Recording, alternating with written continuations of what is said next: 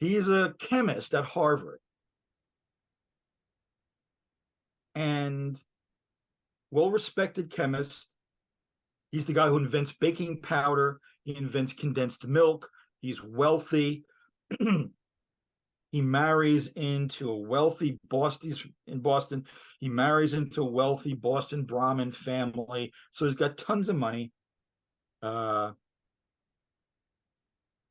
He starts promoting this. He gets fixated. He gets hooked on it. He starts promoting the idea that Leif Erickson discovered America. He starts searching maps and old books. And he decides, at the time, one of the more common thoughts about where, okay, if Leif Erickson does, where is Vinland? If Vinland's North America, where specifically is it? And a lot of people thought that Vinland was the Penobscot River in Maine. Horsford doesn't believe that. He says, no, it's not the Penobscot River in Maine. It's the Charles River at Boston, which luckily is right where he lives. So it's sort of serendipitous that it kind of works out nicely that way, that he figures out that Leif Erickson's house was basically up the street from his own house.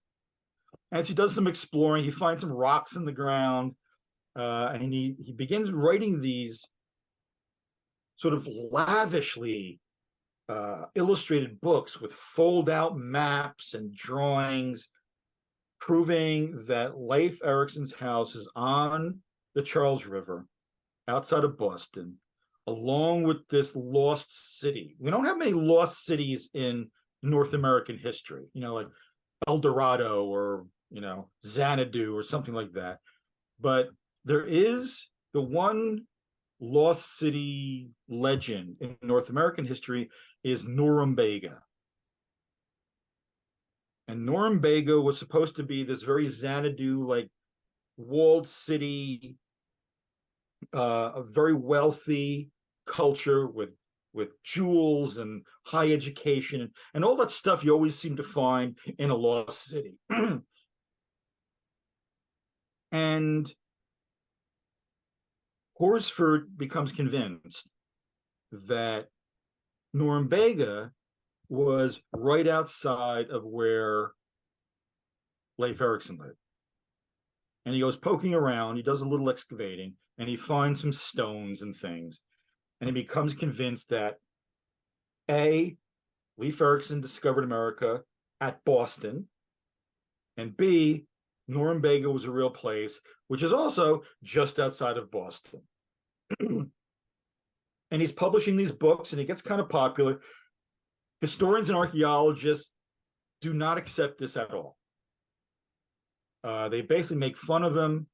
You don't know what you're talking about. You don't know. You might be a great chemist, but you don't know anything about history. You don't know anything about archaeology. You don't know anything about linguistics. Norumbega didn't exist. It's not on the Charles River outside Boston. Leif Erickson didn't build a house outside Boston. And so, there we are. So the one thing that Horsford does, because he's wealthy, he pays to have a memorial put up on the site that he thinks is where Norumbega is. So he has this tower. There's a park there still. To this day, there's still a park there called Norumbega Park. And Horsford has this like 1.5 story tall, it looks like the castle from a chess set. It looks much more medieval than it does ancient Scandinavian, but he's being enthusiastic. So he has this tower built, Norumbega Tower, which again is there to this day. If you live in the region, you can go there. And so there's if you're walking around out by the Charles River and you see this giant chess piece sticking up out of the ground, you found Norumbega Tower. And he gets older and nobody believes him. Despite all these books, besides this thing he built, he's the one who sort of spearheads the construction of the Leif Erickson Memorial that's in Boston still. He was a real conservative guy, even Norton Horsford, but at the same time, he showed that kind of dichotomy that you don't really find much in people anymore, where he was able to kind of combine being a conservative on one hand and a liberal on the other, in this really sort of interesting juxtaposition. And for all his conservative points of view, he was an early champion of women's education. When he decided to have this sculpture of Leif Erickson put up, he gets this woman sculptor who was very famous at the time to actually sculpt the statue of Leif Erickson.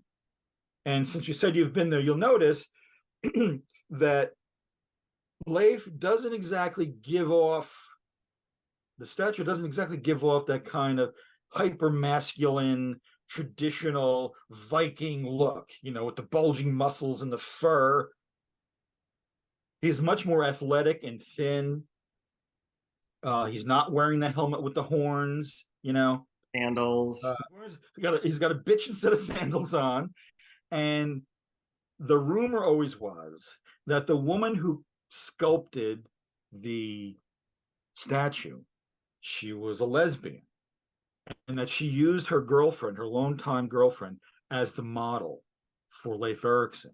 So it has an almost feminine look to it. So like when that was unveiled, people were like, oh, that's a Viking? Okay. If you say so, boss.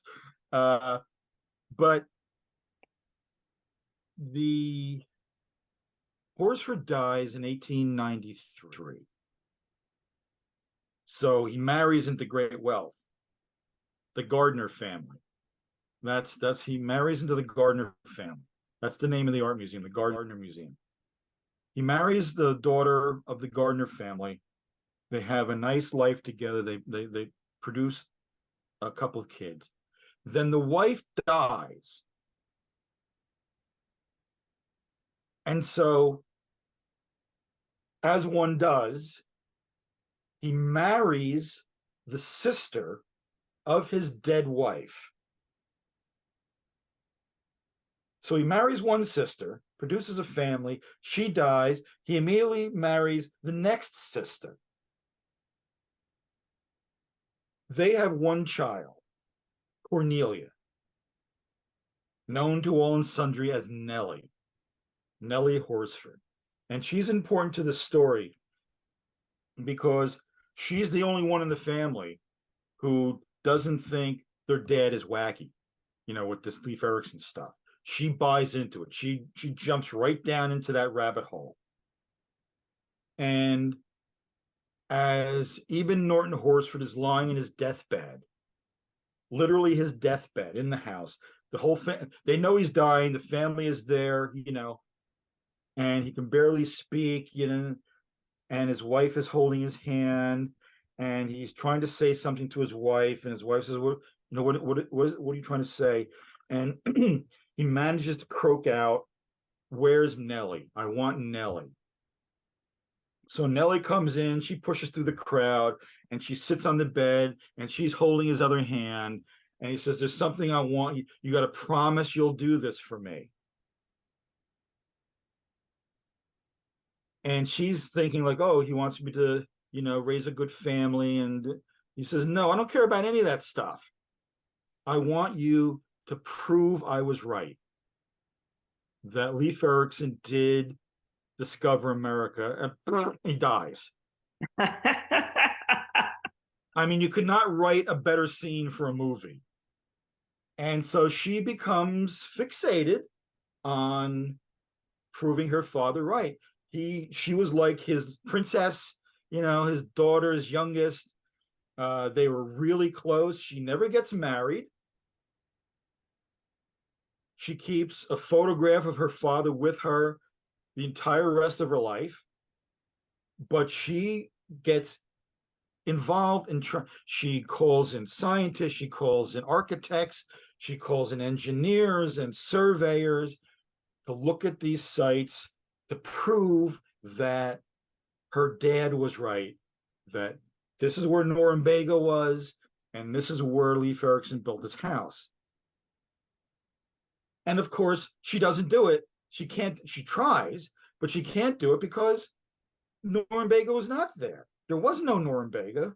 Leif Erickson didn't build a house on the Charles River. She's chasing ghosts because she promised her beloved dad on his deathbed that she would do this. And so, she spends the rest of her life. She's a really interesting character. She's got a bunch of nieces and nephews. And because she's got tons of money, she's like a world traveler. She's really sophisticated. She looks great in a tight outfit, She's got guys lined up around the block who want to, marry her. She's not interested in any of them. But she kind of settles into this life as like the coolest aunt you ever had. She's always giving the nieces and nephews money. Don't tell your father I gave you this money. Go traveling around the world. But she never does prove any of this stuff. And she goes to her deathbed not having proved anything.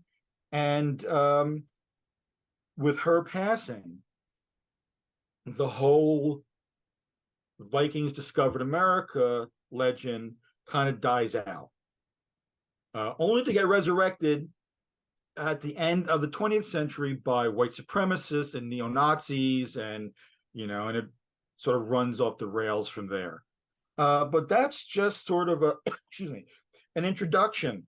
Wait, so they were so the Nazi regime was using her work? No, the idea. The idea. The myth that Vikings discovered America. The Nazis were very enamored of it. There was even a fighting division in the German army called the Viking Division. And then after World War II, you get the spread of neo-Nazism. And in the late 20th century, early 21st century, neo-Nazi groups in Europe and England and America and Canada, they start embracing this whole Vikings discovered America. There are prison gangs called, the Vinland gangs, and and so the white supremacist aspect of this, which was there but not that strong in the Horsford days, now just comes out fully blown. Hatred of immigrants, all that sort of stuff. So drifting away from the more modern or the more extremist interests, getting into quickly, so there is an actual settlement that's been found in America, but in Newfoundland. And right, which technically is part of Canada. Part of Canada. So it wasn't even America, it was Canada, the Queen country. So it's a place called Lanso Meadow. Lanso Meadow. Right. It's on the Nova Scotia coast. Okay. I'm sorry, Newfoundland coast. Newfoundland coast. Yeah. So in Newfoundland, so do we know who, like, we know that there was a settlement, but do we know who was there? Do we know what time period? Yeah, well, we know that they were there. Excuse me.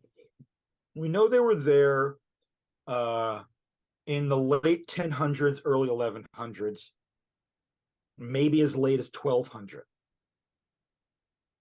which ironically is around the time that the Vinland Saga says the whole Leif Erickson thing happened. The problem with the Lanso Meadow excavations is, while there's no doubt that these were Norse people, they don't know any individuals. There's no names like, Olaf was here, carved into a stone or anything. So we know that there were Norse people there. We don't know any individual Norse people. Okay. Now, they may find that at some point in the future, but at the moment, no. At the moment, no. Okay. And so then another question on the Vinland Saga, we were talking about this before. It's written in 3 different languages. The text. Yeah, it's in partly in Latin, partly in Norwegian, and I think partly in Danish. All right. So 3 languages. Well, you know, this One the right story. this copy was written by monks, and monks were basically the only educated people around at the time, and it was common to write books. That's why you see so many books from the medieval period, even the Renaissance, even like right up through the 1700s, that are written by Europeans, French, English, Italians, Germans, Dutch, Danes, written in Latin, because Latin becomes, with the fall of the Roman Empire, Latin becomes kind of the language of the educated classes. It's the language of scholarship, the language of science, the language of literature. And then only later do the local vernacular languages start being used in text. There was a time in England, for example, that if you wrote a Bible in English, you could get the death penalty. And so it was not unusual to find these texts, excuse me, depending upon the particular monk that was doing the actual physical writing, would write these in different languages. Interesting. All right, Brian. Well, I think that makes a great conclusion. That is just a little scratch on the surface of this whole story. I know. But, soon I'll be able to do a whole series on it. Yeah. All right. Well, thank you again, Brian, for taking the time and talking about all of this. There's great stuff. My pleasure. It's always fun to talk about wacky things. Wacky things in history. It's my job. Yeah. Awesome. Well, keep it up. Thank you again, Brian. Okay.